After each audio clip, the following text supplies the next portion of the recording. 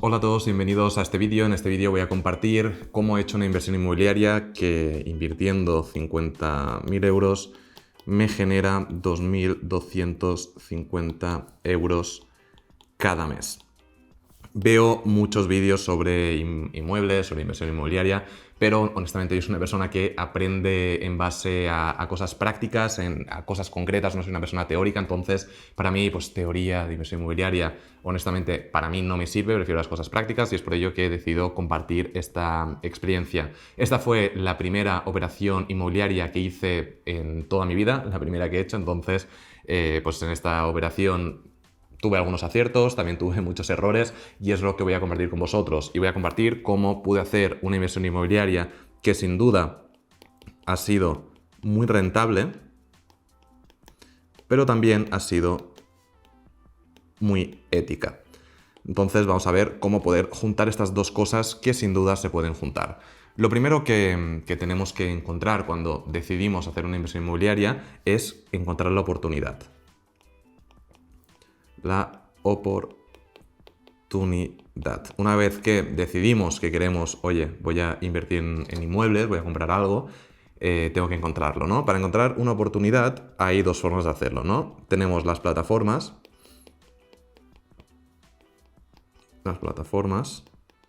y luego tenemos los contactos. ¿Qué es una plataforma? Una plataforma es, por ejemplo, Idealista. En cada país hay distintas plataformas, pero básicamente es la típica página web en la cual hay pues, apartamentos o casas que se compran, que se venden. Esas son plataformas, existen un montón distintas.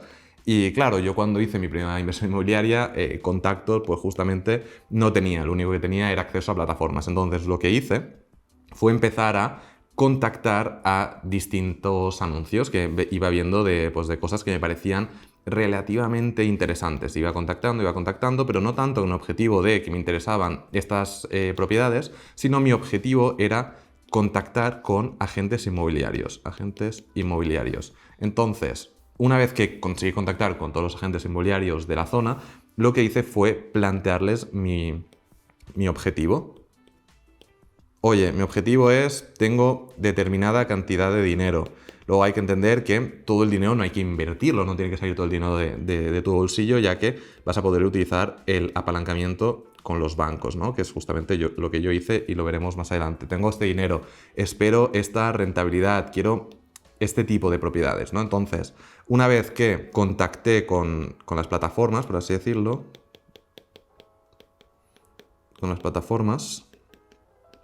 eso me generó los contactos.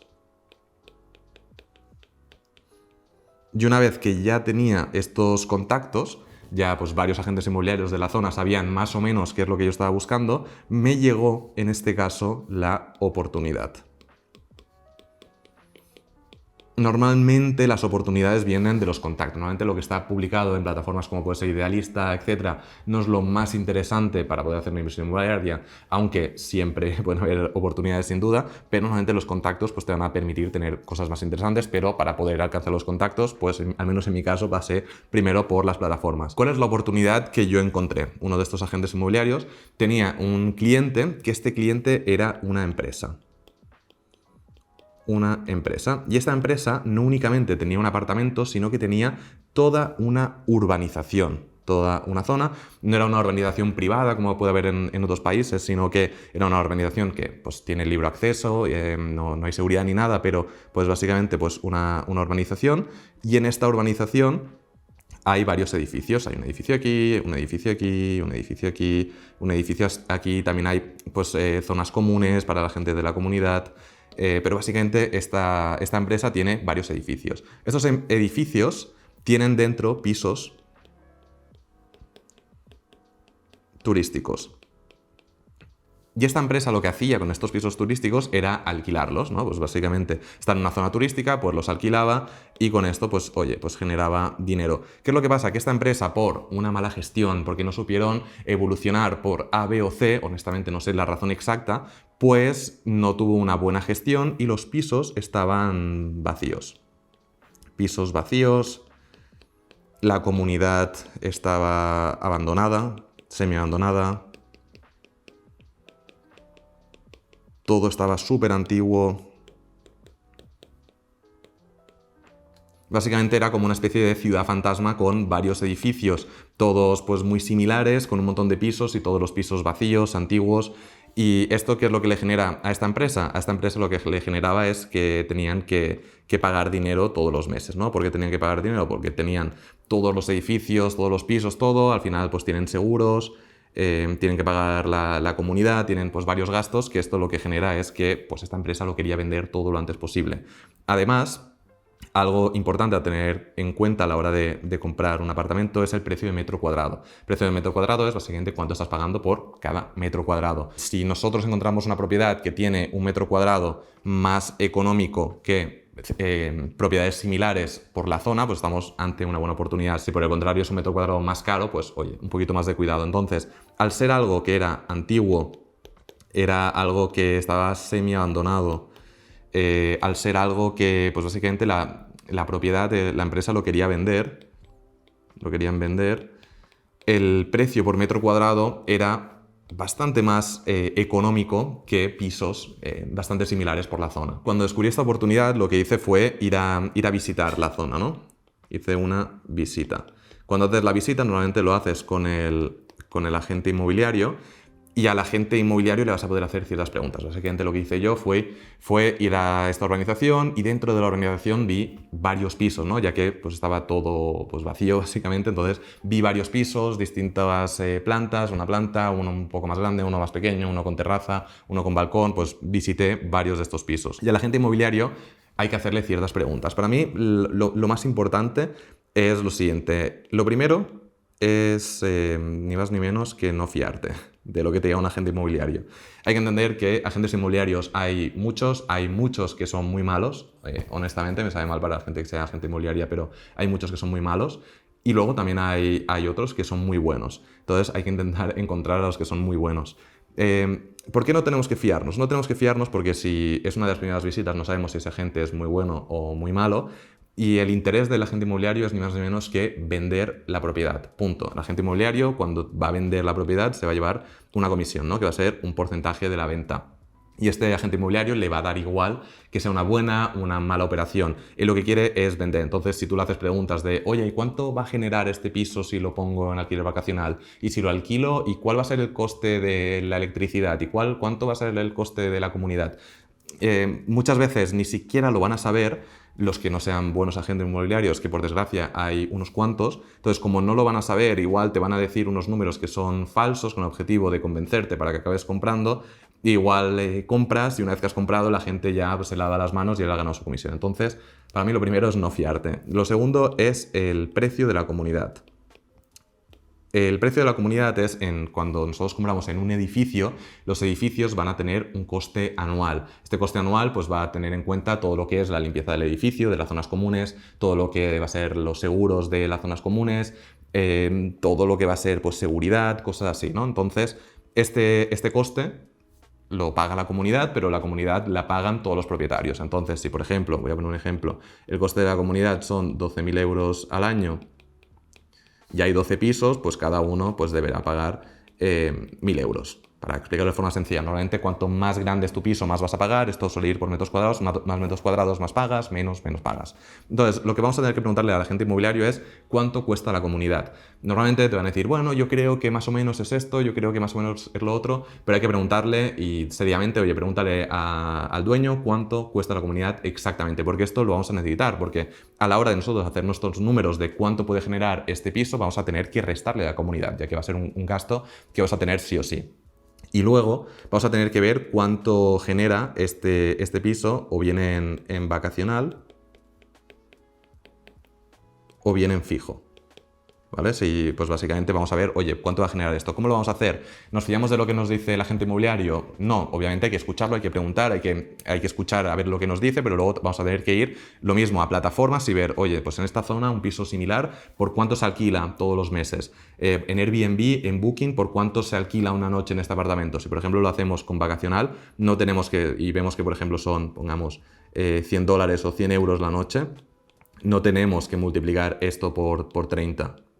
No tiene sentido, ¿no? Porque no va a estar alquilado los 30 días y vas a tener que buscar, oye, ¿cuál es el ratio de ocupación? Igual el ratio de ocupación es de un 70%. Hay que tenerlo en cuenta. A esto hay que restarle la comisión de Airbnb.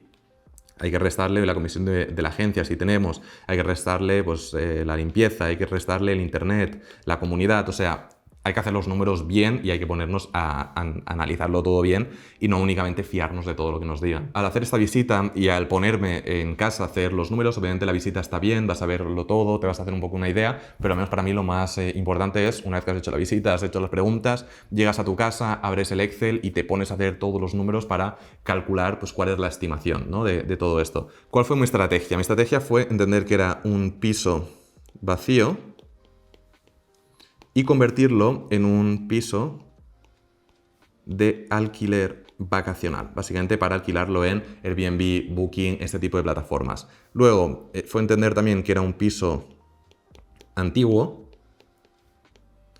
muy antiguo, con muebles antiguos, todo sucio, todo bastante desastre. Entonces la idea era, oye, evolucionarlo, estoy comprando un piso antiguo que es un desastre, lo voy a evolucionar a un piso moderno.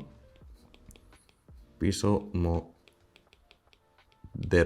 Pasar de un piso antiguo a un piso moderno obviamente cuesta, pero no es una locura. Es una limpieza profunda, es pintarlo todo, es pues igual si hay cosas que se ven antiguas como el gotelé, cambiarlo por una pintura más tradicional, algunos muebles y poder ir haciendo esta evolución, ¿no? Entonces pasar de un piso vacío y antiguo a un piso alquiler vacacional y un piso moderno. Para esto llega la negociación. Tenemos que entender que cuando se compra una propiedad siempre, prácticamente siempre hay una negociación, siempre se puede jugar un poco en el precio y más si le estás comprando a una empresa que, pues tienes que entender también su situación, tienen un montonazo de pisos que son prácticamente iguales, todo eso lo tienen vacío, por lo tanto no generan nada, les cuesta dinero, igual cada día que pasa o cada mes que pasa tienen que pagar 20-30.000 euros de distintos gastos por tener eso vacío. Entonces es una empresa que lo quiere vender, lo necesita vender. Entonces, para la negociación se negoció el precio y el piso costó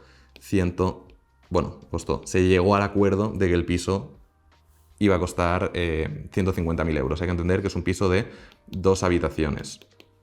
También para los más curiosos. Una vez llegada la negociación, hay que entender que cuando hacemos una inversión inmobiliaria no es necesario poner todo el dinero, ¿no? Normalmente la gente lo que hace es que utiliza el apalancamiento, pide prestado una parte al banco.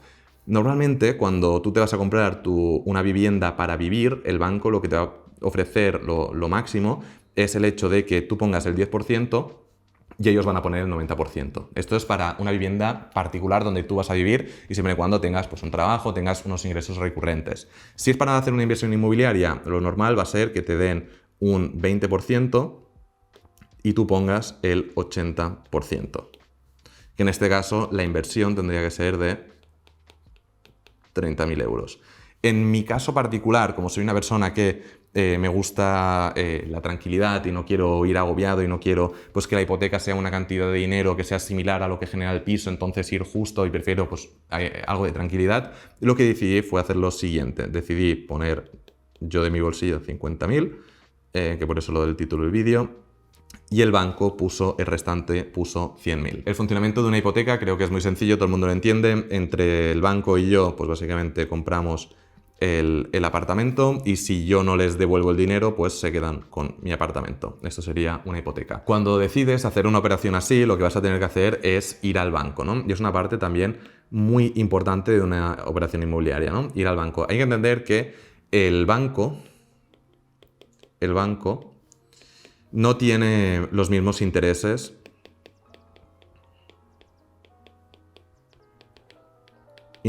que tú. Y lo explico. Si nosotros vamos a pedir una hipoteca, el banco nos va a cobrar una cosa que se llama el interés, ¿no? Entonces, el interés es básicamente con cuánto interés nos van a dejar este dinero. En este caso, estos 100.000 euros. Cuanto mayor sea el interés, pues el banco va a ganar más dinero. y cuanto menor sea el interés, el banco va a ganar menos dinero, ¿no? Entonces, es por eso que digo que no estamos alineados con el banco. Yo quiero pagar el mínimo interés posible y el banco quiere cobrar el máximo interés posible. Por eso digo que, oye, no estamos alineados en este caso. Pero al igual, el banquero, que es un banquero inteligente, lo que va a querer es que continuemos siendo su cliente. Entonces, para que continuemos siendo su cliente y para que hoy le compremos una hipoteca y que mañana invirtamos con ellos y que pasado hagamos otra hipoteca y que hagamos cosas con el banco, pues nos tiene que tener contentos. Entonces, aquí también va a haber una negociación de, oye, ¿qué tipo de interés me das? Vas a tener que, al menos en mi caso lo que hice, vas a todos los bancos en los que tengas cuenta y vas a preguntar cuánto me dejas la hipoteca para esta operación, mandas toda la información y una vez que tienes todo eso, pues oye, a negociar. Este banco me ofrece esto, este lo otro, le dices a uno que el otro te ofrece esto, siempre y cuando sea verdad y con esa negociación vas a conseguir lo mejor posible. Entonces yo en mi caso conseguí la hipoteca de los 100.000 al 1,35% de interés a tipo fijo, que ahora entraremos en qué es esto del tipo fijo, y esto genera una hipoteca de 475 euros al mes. Y esto fue una hipoteca a 20 años. Cuanto más tiempo, pues básicamente te prestan el dinero, menor va a ser lo que vas a tener que pagar todos los meses. Entonces yo lo hice a 20 años y creo que es una bastante buena decisión. Ahora vamos a ver en esto de los tipos de interés, ¿no? Tipos de interés. ¿Qué es esto exactamente? Para entender qué es esto de los tipos de interés, tenemos que entender cómo funciona cuando el banco nos deja dinero. Si el banco, por ejemplo, nos deja, en mi caso, 100.000 euros y yo se los devuelvo, el banco no ha ganado nada de dinero, ¿no? Porque me ha dejado 100.000 y le devuelvo 100.000. Entonces, por eso está el tipo de interés, ¿no? Tipo de interés, que es lo que nos van a cobrar por dejarnos el dinero. Entonces, dentro del tipo de interés hay dos tipos. Está el tipo fijo, que va a ser un tipo que va a establecer el banco fijo y que te lo va a mantener durante todo el tiempo, entonces estos 20 años. En mi caso, yo elegí el tipo fijo, que es el 1,35%, ya que cuando pedí esta hipoteca era justo después de la pandemia, cuando los tipos de interés del Banco Central estaban alrededor del 0%. Entonces, el banco realmente podía pedir dinero al Banco Central al 0%, entonces ellos conseguían dinero sin interés y después me prestaban a mí el dinero con este interés y ellos ganaban esta cantidad de dinero. Eso es el tipo fijo. Normalmente, para calcular el tipo fijo que nos va a ofrecer nuestro banco, tenemos que ver cuál es el tipo de interés del Banco Central, sea del Banco Central Europeo, estás en Europa, del Banco Central de tu país, de la FED en Estados Unidos, y luego el banco pues siempre va a añadir pues un 1%, un 1,5%, que va a ser lo que ellos van a ganar. Ellos consiguen el dinero con un tipo de interés, ellos lo piden prestado a un tipo de interés y luego te lo prestan un poquito más caro y con esa diferencia van a ganar dinero. Entonces yo al tenerlo a tipo fijo, esto lo que quiere decir es que durante los 20 años siempre tengo el mismo tipo de interés, aunque el Banco Central Europeo suba el tipo de interés o lo baje, yo siempre tengo lo mismo y es por eso que lo hice así. Y luego tenemos el tipo variable. El tipo variable, el funcionamiento es variable, como su propio nombre indica. Entonces vamos a tener el tipo de interés del Banco Central Europeo, pongamos que es 0% cuando nosotros pedimos la hipoteca, y nos va a decir, oye, es el tipo de interés del Banco Central Europeo más un 1%. Entonces, en este caso, si está al 0% del Banco Central Europeo, nosotros estaríamos pagando un 1% de interés, pero si sube, como por ejemplo ahora, y pongamos que se pone en el 3%, nosotros estaríamos pagando 3% más 1% del banco, un 4% de interés. Y es por eso que vemos de vez en cuando aumentan los tipos de interés, como para algunas personas las hipotecas de sus casas o de el dinero que han pedido prestado para un negocio, para lo que sea, pues aumenta y cada vez tienen que pagar más hipoteca o tienen que pagar más, y es porque tienen una hipoteca o un préstamo a tipo variable. Yo preferí hacerlo al tipo fijo, ya que a mí me gustan las cosas simples y tener las cosas bajo control, por así decirlo, y esto lo que me permite es saber que todos los meses voy a tener que pagar 475 al mes sí o sí, ya que es fijo, y si lo tuviese variable, pues un mes podría ser 475 y que luego me lo suban y tenga que pagar 550 o cosas así. Entonces, como prefiero tenerlo todo bajo control, lo hice así. Realmente, muchos se acordarán de Simón Pérez y de Silvia Charo, que se hicieron virales por un vídeo en el que hablaban de las hipotecas a tipo fijo, y en ese vídeo realmente tenían toda la razón del mundo. Ellos lo que decían era lo siguiente: ellos decían que la vivienda, hablaban en el caso de España, decían que la vivienda, después de la crisis del 2008, pues obviamente había caído, pero que se estaba empezando a recuperar, que estaba empezando a volver a subir la vivienda en España. Mientras que los intereses, esto sería la vivienda, mientras que los intereses del Banco Central estaban alrededor del 0. Entonces, básicamente lo que decían es, oye, el banco te está prestando, o sea, el Banco Central está prestando el dinero al 0%, por lo tanto, esto lo que te permite es tú pedir una hipoteca tipo fijo al banco con un interés bajo, como el que conseguí yo, y esto lo que te permite es poder comprar una vivienda que está subiendo, tú estarías continuando pagando, pues pongamos, 450 al mes, siempre sería lo mismo, siempre es lo mismo porque lo tienes a tipo fijo, pero la vivienda está subiendo, por lo tanto, si la vivienda sube, van a subir los precios de la vivienda, va a subir el alquiler, va a subir lo que cuestan las noches en Airbnb, va a subir todo. Y ellos, básicamente, es lo que explicaban con toda la razón del mundo. Con respecto a las hipotecas, también hay que entender cómo funcionan. Básicamente, este tipo de interés, sea tipo fijo o tipo variable, es el interés que nos van a quitar del dinero todos los años. Entonces, por ejemplo, yo tengo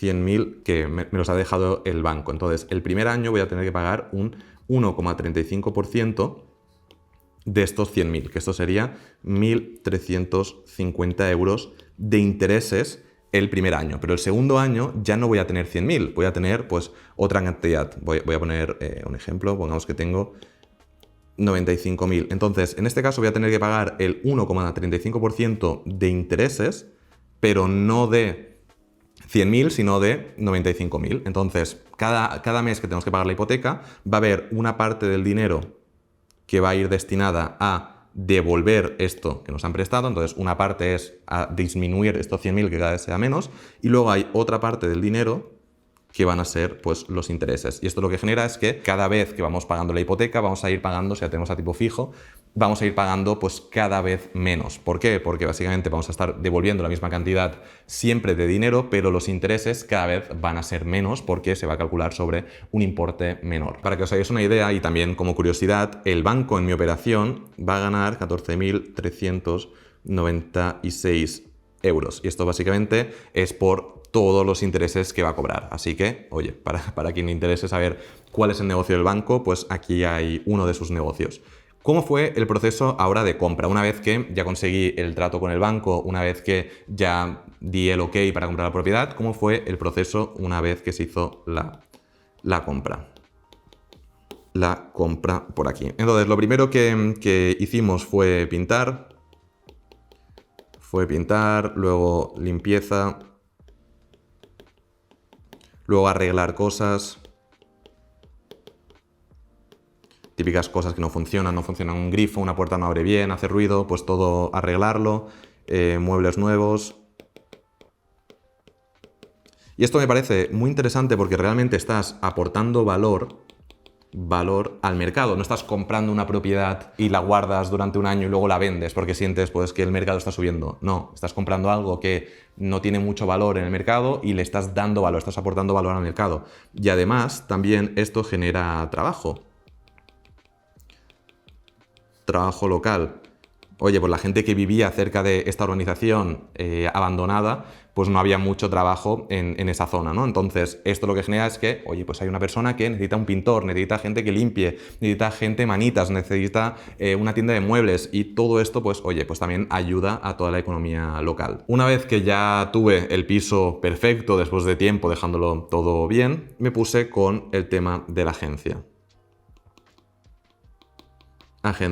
Mi idea desde el minuto 1 era alquilar el apartamento en alquiler turístico, Airbnb, Booking, etc. ¿Por qué? Porque está en una zona turística y porque a mí me gusta más todo lo que tenga que ver con lo turístico, ya que me da acceso a poder utilizar el piso yo si lo quiero utilizar, podérselo dejar a mis padres si van a esa zona turística, a amigos, a poder tener acceso, poder entrar al piso para reformar alguna cosa, mejorarlo, etcétera, etcétera, mientras que si lo alquilo a largo plazo no tengo tanto ese acceso. Entonces, probé tres agencias y la verdad que las dos primeras fueron un desastre. Honestamente, me gustaría decir otra cosa, pero fue la realidad. Era un desastre, no lo hacían bien, como que tú te habías comprado tu piso con toda ilusión, lo habías dejado bonito, habías hecho una inversión, le habías dado ese valor y pues la agencia no lo trataba tan bien, les daba más igual, no daban un buen servicio y bueno, no me sentía tan cómodo. Y finalmente, una buena. Entonces, con la que estoy ahora, que la verdad es que son unos cracks, muy bien, voy a poner aquí, lo hacen realmente bien y hacen un tipo de alquiler turístico que yo al menos no había visto, ¿no? Hacen, pues por ejemplo, muchos detalles, pues oye, llega Navidad y van a poner un árbol de Navidad en el apartamento, lo veo perfecto. Ven que en una reserva van a ir dos niños pequeños, pues, no sé, si es Navidad les van a comprar dos regalitos que te vas a gastar 20 euros y se los van a dejar, pues oye, eso es increíble, esto todo lo que genera es que realmente se cuida muchísimo al cliente y eso al final por lo que genera es que las reviews son espectaculares, la gente repite, etcétera, etcétera. Pero bueno, también quiero compartir esto con vosotros que el hecho de encontrar una buena agencia que te lo gestione no es fácil. Y luego también hay que entender que normalmente las agencias que son buenas se van a llevar una comisión más alta que las que son malas. En mi caso, la agencia que yo tengo se ocupan de absolutamente todo, de todo el tema de la limpieza. Cada vez que se va un cliente, pues tienen a personas que van a limpiar el apartamento. Si se estropea algo, se rompe una silla, pues oye, pues compran otra y la vuelven a poner. Obviamente se me descuenta a mí, pero se ocupan ellos de todo. Si, no sé, no funciona la luz, no funciona internet, lo solucionan absolutamente todo. Check-in, check-out, lo hacen todo para que yo me olvide y sin duda súper contento con esta agencia. Pasamos ahora a la parte de los números. Vamos a ver los números de esta inversión. Lo primero, tenemos cuánto genera el piso en cuestión. El piso genera 27.000 euros al año.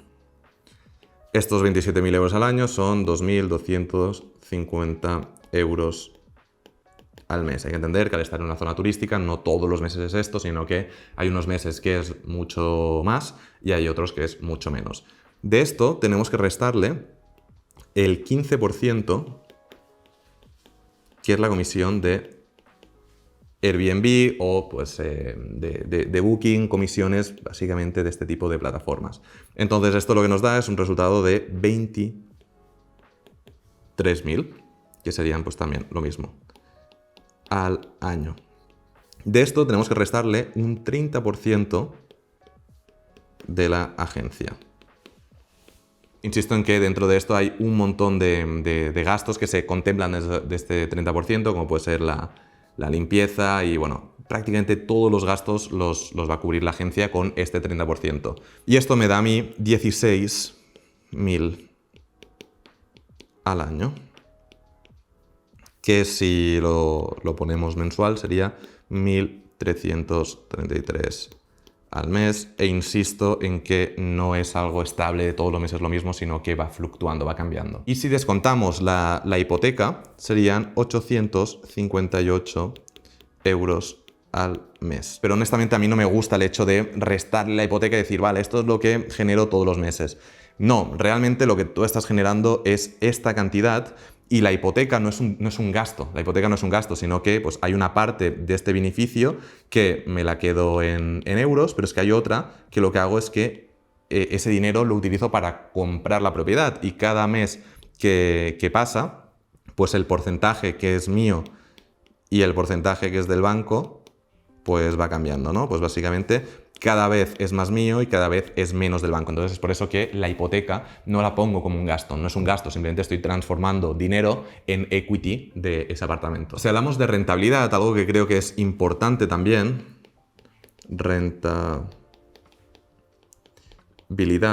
Al final, cuando hacemos una inversión, no es tanto los números, etcétera, que obviamente es importante, sino la rentabilidad. Oye, del dinero que he puesto, ¿cuánto estoy ganando? Hay tres formas por las cuales se va a calcular rentabilidad y tres formas que tendrías que tener en cuenta si quieres hacer una operación así, que sería la rentabilidad bruta, que la rentabilidad bruta es ni más ni menos que cuánto generas bruto, que en este caso sería los 27.000, que esto es lo bruto, en base a lo que cuesta el piso, hacer la división y te aparece pues la rentabilidad bruta. Luego tenemos la rentabilidad neta, que la rentabilidad neta sería, oye, ¿cuál es el dinero neto que te acaba llegando al bolsillo, ¿no? Que en este caso serían estos 16.000, esto 16.000 dividido entre el coste del piso. Entonces aquí nos daría esto. Y luego está lo que se conoce como cash on cash, que esta es una forma muy interesante de calcular la rentabilidad. Que para calcular esto lo que tenemos que hacer es el dinero neto, oye, cuánto dinero llega a mi bolsillo todos los años, que serían los 16.000, y en vez de dividirlo entre el precio del piso, se va a dividir entre la inversión que has hecho en el piso. Oye, ¿tú cuánto has invertido? ¿Has invertido todo? No, has invertido en mi caso los 50.000. Entonces sería pues los 16 dividido entre los 50, que esto es lo que daría el cash on cash, que también creo que es una rentabilidad interesante a tener en cuenta cuando invertimos en inmuebles. Hablemos ahora de gastos. Cuando hacemos una operación inmobiliaria, hay gastos, obviamente, y hay bastantes gastos. Para mí, los dos que me gustaría destacar, bueno, voy a destacar tres, es primero de todo el tiempo. Invertir en inmuebles es algo que requiere de muchísimo tiempo, de contactar por las plataformas, hablar con gente por WhatsApp, quedar, ver un montón de propiedades. Una vez que has visto la propiedad, ir al banco, pero no tienes que ir solo a un banco, sino ir a varios bancos. También te va a desgastar, vas a tener que negociar con el banco, con el agente inmobiliario, con el propietario, luego vas a tener que ir al notario, firmar cosas, darte de alta en el ayuntamiento de la zona. Es muchísimo tiempo y es algo que hay que tener en cuenta a la hora de hacer una operación así. Luego tenemos gastos, si ya hablamos de dinero, tenemos impuestos. Esto pues en función de la zona en la que compres, pues vas a tener unos impuestos u otros, pero hay impuestos siempre. Y luego tenemos el notario.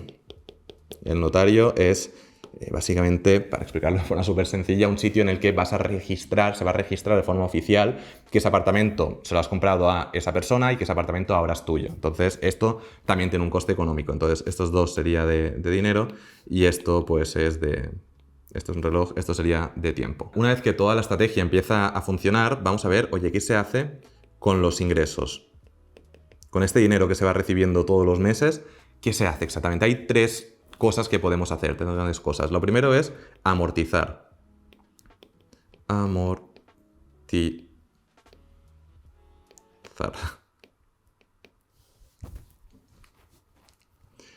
Amortizar consiste en el dinero que nosotros vamos ganando, pues pongamos, oye, pues los 16.000, los vamos a dar al banco.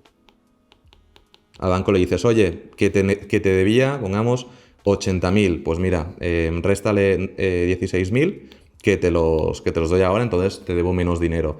Esto hay que mirarlo bien también a la hora de pedir la hipoteca, ya que en las hipotecas hay que leerlo todo muy bien, ya que hay veces que nos van a poner cláusulas de que si amortizamos, pues que nos van a cobrar un interés adicional. Hay que mirarlo todo bien para estar por lo más tranquilos posibles. Pero básicamente amortizar lo que nos permite es que si debíamos 80, ahora debemos menos, y por lo tanto, si la hipoteca era de 475, pues ahora pues pongamos que es de 400. Entonces esto se puede hacer pues igual cada año, y cada año la hipoteca va disminuyendo. Hasta en algún momento que igual, oye, pues hemos pagado la hipoteca, en vez de en 20 años, le hemos pagado en 5, en 10, en 6, 7, lo que sea. Esta sería la primera opción. En mi caso no me parece especialmente interesante, más que nada porque nosotros hemos recibido 100.000 euros, el banco nos ha dado 100.000 euros en un año, pongamos en el año 1. En el año 1 nos ha dado 100.000 y nosotros le tenemos que devolver los 100.000 en el año 20. Pero es que el valor de 100.000 en el año 20 es menor. El euro pues cada vez vale menos, ¿no? Debido a la inflación. Entonces, el valor real de 100.000 euros a día de hoy es superior al valor de 100.000 euros dentro de 20 años. Entonces, lo ideal realmente a nivel rentabilidad extrema, por así decirlo, es no amortizar. Ir pagándolo, ya que estos 475 a día de hoy pues representan un poder adquisitivo, pero es que dentro de 20, 15 años representará mucho menos. Entonces, amortizar, al menos para mí, no es lo más interesante, pero al final, si a ti te da tranquilidad, sin duda es algo que está muy bien. Luego, la segunda opción es vivir. Ni más ni menos que vivir, decir, oye, tengo estos ingresos y con este dinero voy a vivir, voy a tener un sobresueldo, voy a dejar mi trabajo y voy a vivir con esto tranquilo. También es una opción totalmente respetable. Y la tercera opción, que para mí es la más interesante, es reinvertir. Es decir, oye, pues si por ejemplo tengo estos 16.000 y no los quiero meter aquí para pagar la hipoteca, ¿qué voy a hacer? Pues voy a comprar, pues por ejemplo, muebles. Voy a pintar otra vez. Voy a cambiar la cocina. El baño. Recordad que este piso viene de ser un desastre absoluto. Entonces, esto lo que te permite es que el valor del piso, pues pongamos que era de 150 cuando se compró. Entonces, después de la reforma, pongamos que subió a 160, sube un poco. Después, también la zona se ha ido revalorizando bastante. Entonces, pues eso también pues ayuda. Pongamos 180. Pero es que luego con este dinero se invierte en un nuevo baño. Pues, oye, pues pues va subiendo, ¿no? Esto es simplemente un ejemplo, pero para que entendáis que el hecho de que se reinvierta en el propio piso hace que el valor del piso vaya aumentando, y si va aumentando el valor del piso, para nosotros perfecto, ya que somos los propietarios, pero es que además lo que se va a cobrar por cada una de las noches en alquiler turístico va a ser superior, el porcentaje de ocupación va a ser superior ya que es un mejor piso, y sin duda nos va a ir beneficiando y va a hacer que nuestro portfolio cada vez tenga más valor y que por lo tanto generemos más ingresos todos los años. Para ir cerrando el vídeo, me gustaría concluir, por así decirlo, dejando claro que al final el objetivo y lo que yo considero que ha permitido que esta operación tenga éxito y que salgan los números bastante bien es, número uno, que la zona se ha revalorizado. Ha habido una revalorización en la zona y absolutamente todo ha subido de precio. Y luego, lo número dos, y para mí lo más importante, que al final es lo que puedo controlar más directamente, si se revaloriza la zona puedo deducirlo, pero nunca va a depender de mí, es el hecho de aportar valor. Hay que entender que se compró un piso antiguo, sucio, etcétera, etcétera, en un edificio abandonado y se ha convertido en un piso moderno, un piso que atrae turistas, un piso que genera empleo y un piso que pues, no tiene nada que ver. Si es una foto del antes y después, pues no tiene prácticamente nada que ver. Entonces, para mí, la clave, si queremos hacer una buena operación inmobiliaria, no es únicamente compro y alquilo exactamente lo mismo, o compro y vendo, porque no estamos aportando valor al mercado, únicamente estamos especulando. Mientras que si compramos algo que, pues por ejemplo, está antiguo, está mal, algo que no está en el mercado, porque este piso estaba literalmente vacío, no estaba en el mercado, y lo mejoramos y traemos al mercado inmobiliario, oye, este nuevo piso que está bien, está moderno, perfecto para irte de vacaciones con tu familia, 2 habitaciones, sofá, cama, caben 6 personas, genial, pues realmente estás aportando valor y eso lo que hace es que las cosas funcionen. Así que nada, hasta aquí el vídeo. La verdad que es un vídeo que me hacía ilusión poder compartir con vosotros. Una experiencia totalmente real y con sus cosas buenas y con sus cosas malas. El objetivo de esto es ni más ni menos que compartir una operación real, cosa que creo que no se hace mucho por internet, para que pues, se vea un proceso real con todos los tropiezos, por así decirlo, que han ido habiendo por el camino. Y nada, de verdad que espero que os haya servido. Si es el caso, no dudéis en dejar un like. Si veo que este tipo de contenido os gusta, pues haré más vídeos así, pues explicando de forma transparente qué operaciones he ido haciendo y cómo han ido funcionando. Y nada, soy Adrián Sáenz y nos vemos en el próximo vídeo. Chao.